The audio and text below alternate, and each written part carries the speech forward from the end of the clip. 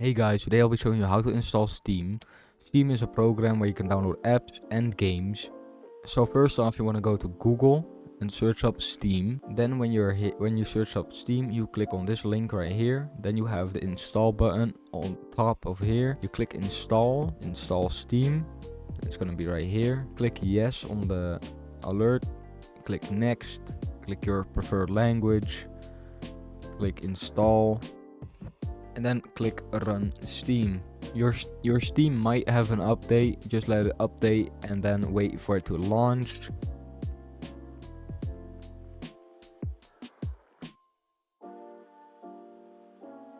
Once everything is done updating, you should have this screen in front of you.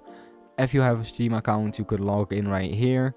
And if you don't have one, you can create a free account right here.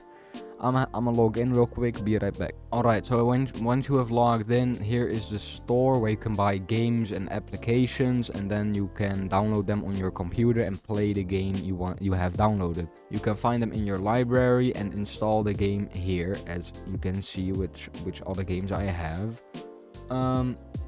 That was about it. Thank you for watching, and I'll see you guys in the next one.